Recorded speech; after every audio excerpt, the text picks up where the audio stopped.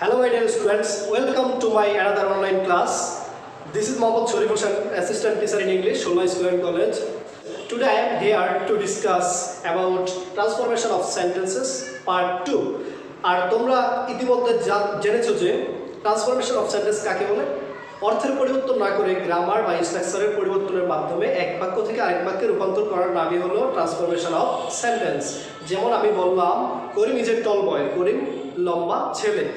এই কথাটিকে আমি আরেকভাবে প্রকাশ করতে পারি, করিম ইজ নট এ শর্ট বয়, করিম খাটো ছেলে নয়। তাহলে কি দাঁড়ালো? করিম লম্বা ছেলে। এখানে অর্থের কোনো পরিবর্তন হলো না, শুধু হয়েছে স্ট্রাকচার বা গ্রামার। তো দেখো, আজকে আমরা ট্রান্সফরমেশন অফ সেন্টেন্সের পার্ট 2-তে যে রুলটি নিয়ে আলোচনা করব, রুল 4, যদি সিম্পল সেন্টেন্সে বাই প্লাস জিরান থাকে কমপ্লেক্স করার সময় ইফ যুক্ত করতে হবে, এবং কম্পাউন্ড করার বেলায় কি যুক্ত করতে হবে? অ্যান্ড যুক্ত করতে হবে। এবার দেখো, তোমাদের প্রশ্ন হতে পারে জিরান্ড কি? জিরান্ড মানে হলো ভার্ব প্লাস আইএনজি।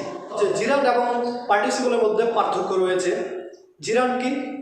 যে ওয়ার্ড দ্বারা একই সাথে নাউন এবং ভার্বের কাজ করে তাকে জিরান্ড বলা হয়। যেমন আমি এক্সাম্পল দিলাম, walking is a good exercise, হাঁটা একটি ভালো ব্যায়াম। এখানে ওয়াকিং একই সাথে ভার্ব এবং নাউনের কাজ করেছে, তাই ইয়ে হলো জিরান্ড। এবার আসো পার্টিসিপল, যে ওয়ার্ডটি একই সাথে ভার্ব এবং অ্যাডজেক্টিভের কাজ করে। কিভাবে? যেমন বললাম, I saw A flying bird, আমি একটি উড়ন্ত পাখি দেখলাম। কেমন পাখি? উড়ন্ত পাখি। এখানে ফ্লাইং একই সাথে ভার্ব এবং অ্যাডজেক্টিভের কাজ করেছে। আজকে আমি ট্রান্সফরমেশন অফ সেন্টেন্সের পার্ট 2-তে যে রুলটিকে আলোচনা করব, লক্ষ্য করো। প্রথমে রুল 4, সিম্পল সেন্টেন্সে যদি বাই প্লাস জিরান থাকে কমপ্লেক্স করার সময় কি যুক্ত করতে হবে? ইফ। এবং কম্পাউন্ড সেন্টেন্সে অ্যান্ড যুক্ত করতে হবে। এক্সাম্পলের মাধ্যমে আমরা আরেকটু ক্লিয়ার হই। Example, simple sentence by reading more, অধিক পড়ার মাধ্যমে you can pass in the exam, তুমি পরীক্ষায় পাস করতে পারো বা পাস করতে পারবে। এবার দেখো, কমপ্লেক্স সেন্টেন্স, জটিল বাক্য, যেখানে তোমরা জানো দুইটি সাবজেক্ট লাগবে, দুইটি ভার্ব লাগবে। এছাড়া কমপ্লেক্স সেন্টেন্সে দুইটি ক্লজ থাকে, একটা প্রিন্সিপাল ক্লজ আর একটি হলো সাবঅর্ডিনেট ক্লজ। তো কমপ্লেক্স সেন্টেন্স করার সময় আমাদেরকে অবশ্যই জিরা বাই প্লাস জিরান যুক্ত সেন্টেন্সটিকে কমপ্লেক্স করার সময় ইফ যুক্ত করতে হবে। ইফ আমাদেরকে আরেকটা সাবজেক্ট আনতে হবে। লক্ষ্য করো, এখানে ইউ একবার দেওয়া আছে, বাট এখানে দুইবার যুক্ত করতে হবে। কেননা এটা হলো complex sentence. If you read more, যদি তুমি বেশি পড়ো। এখানে বাই প্রিপোজিশন, আর প্রিপোজিশন টু ব্যতীত of, for, by, in, without অন্যান্য সব প্রিপোজিশনের পরে ভার্বের সাথে আইএনজি যুক্ত হয়। কিন্তু এখানে তো আর প্রিপোজিশন নাই, তাই এখানে রিডিং আসবে না, মেন ভার্বটি আসবে। If you read more you can pass in the exam. তোমরা লক্ষ্য করো, এখানে অর্থের কোনো পরিবর্তন হয় নাই, শুধুমাত্র গ্রামার বা স্ট্রাকচারের পরিবর্তন হয়েছে। তুমি বেশি পড়ার মাধ্যমে, প্রথম সেন্টেন্সে লক্ষ্য করো, তুমি বেশি পড়ার মাধ্যমে পরীক্ষা পাস করতে পারবে। আর এখানে বলা আছে যে ইফ ইউ রিড মোর, যদি তুমি বেশি পড়ো পরীক্ষায় পাস করতে পারবে। অর্থের কোনো কি নাই, পার্থক্য নেই। এবার লক্ষ্য করো, কম্পাউন্ড সেন্টেন্স যখন আমরা করবো কি যুক্ত করতে হবে? অ্যান্ড যুক্ত করতে হবে। রিড মোর, বেশি পড়ো। এখানে কাকে বেশি পড়তে বলা হয়েছে? তোমাকে। এখানে ইউ লিখতে পারি, কিন্তু না লিখলেও ইম্পারেটিভ সেন্টেন্সে করাটা আরেকটু সুন্দর দেখায়। রিড মোর, বেশি পড়ো, অ্যান্ড এবং you can pass in the exam, বেশি পড়ো এবং তুমি পরীক্ষা পাস করতে পারবে বা পারো। এবার লক্ষ্য করো, আমরা রুল 5 নিয়ে আলোচনা করব। রুল 5-এ বলা আছে, যদি সিম্পল সেন্টেন্সে উইদাউট প্লাস জিরান থাকে তাহলে কমপ্লেক্স করার সময় আমরা দুইভাবে করতে পারি। কিভাবে? আনলেস যুক্ত করে অথবা ইফ প্লাস নট যুক্ত করে। তারপরে দেখো, কম্পাউন্ড করার সময় আমরা কি ব্যবহার করব? অর ব্যবহার করব। এক্সাম্পলের মাধ্যমে আমরা আরেকটু ক্লিয়ার হই। দেখো, সিম্পল সেন্টেন্সে উইদাউট ওয়াকিং ফাস্ট, দ্রুত হাঁটা ব্যতীত you will miss the train, তুমি ট্রেনটি কী করবে? মিস করবে। এবার দেখো, আমরা যদি এই সেন্টেন্সটিকে কমপ্লেক্স করি কয়ভাবে করতে পারি? দুইভাবে, আনলেস যুক্ত করে অথবা ইফ নট যুক্ত করে। তো দেখো, প্রথমে তোমরা জানো কমপ্লেক্স সেন্টেন্সে কয়টি সাবজেক্ট লাগবে? দুইটি।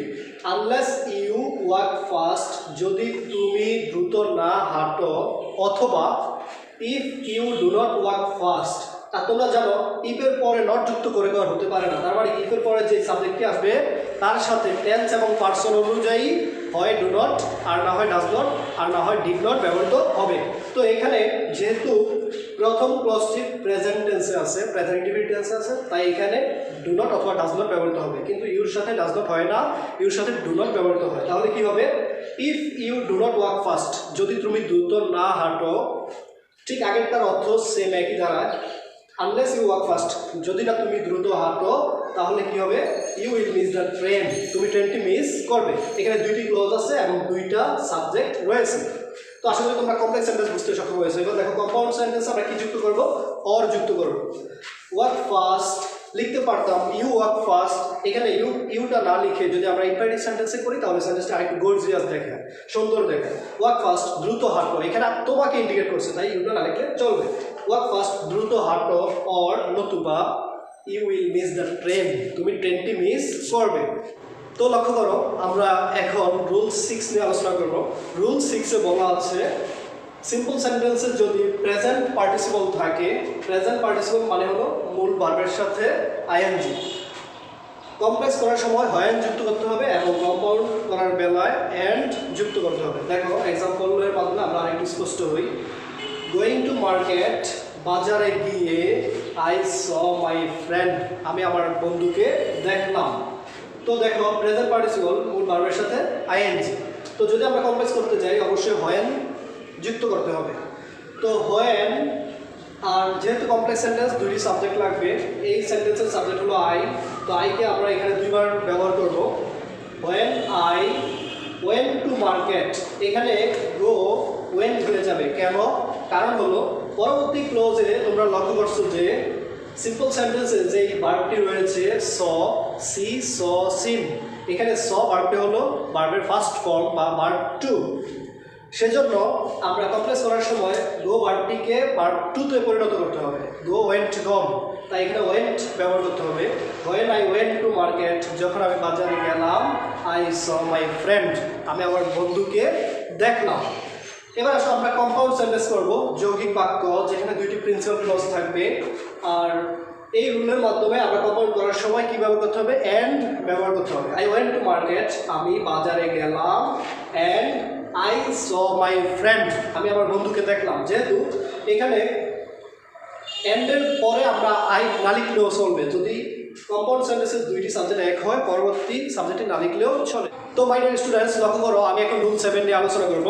রুল 7-এ বলা আছে সিম্পল সেন্টেন্সে যদি বিকজ অফ থাকে, কমপ্লেক্স সেন্টেন্স করার সময় সিন্স বা অ্যাজ যুক্ত করতে হবে এবং কম্পাউন্ড সেন্টেন্স করার সময় অ্যান্ড যুক্ত করতে হবে। এক্সাম্পল দেখো, বিকজ অফ বিং ইল, অসুস্থ হওয়ার কারণে, অফ হলো প্রিপোজিশন, আর প্রিপোজিশনের পরে ভার্বের সাথে আইএনজি যুক্ত হয়, শুধু টু ব্যতীত। এবার দেখো বিং, বি হলো বি ভার্বকে ইন্ডিকেট করে, যেমন অ্যামিজার, ওয়াজার।